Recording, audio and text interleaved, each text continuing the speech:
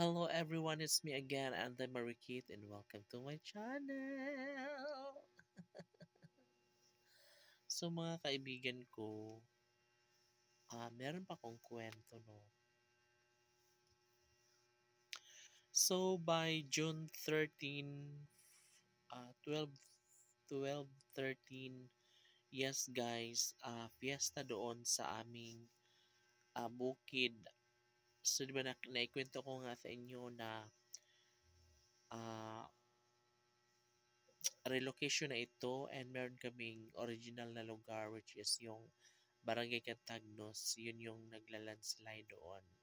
So anyway, um, bukod sa piyesta namin by April 26, 27, meron din kaming fiesta doon sa sitio Lucena, June 3rd, 12 and 13. So dalawa siya. Sa isang taon, dalawa ang fiesta doon kasi mayroong sitio.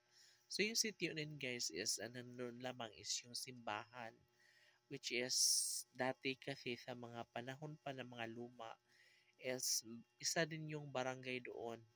Isa din yung barangay doon and yes, sabi ng mga matatanda marami umano ang mga naninirahan doon, mga sinaunang henerasyon, no?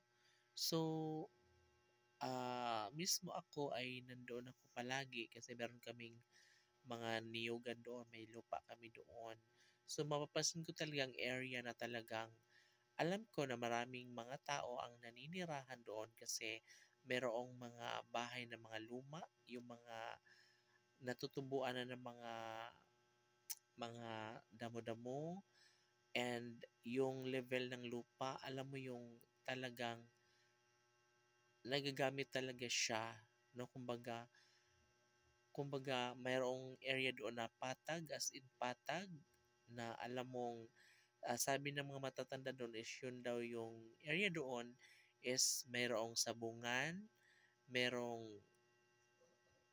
kasi uso dati yung mga laro ng mga sipak takraw or volleyball ng mga sinaunang henerasyon. Yung volleyball kasi before mga kaibigan ko is iba ang paraan no ng paglalaro ng volleyball dati. Unlike ngayon na isa-set mo muna yung bola bago mo siya tirahin. And yung before kasi is diretsahan lang yung palo lang ng palo, ganon. Kabilaan, ganon. So, ayun, napapansin ko talaga na yung lugar na iyon ay talagang um, tinitirhan ng mga sinaunang tao which is yes, nakakatuwa din kasi nga nandoon din yung kapilya namin doon na talagang um, ano siya, alam mo yun, yung mayroong pag pumunta ka doon, tapos pag may hinihiling ka, matutupad, kapag meron kang ipinagdarasal na may mga karamdaman ay gumagaling. Ganun. So doon magpipiesta ngayong John 12:13. Okay, see you.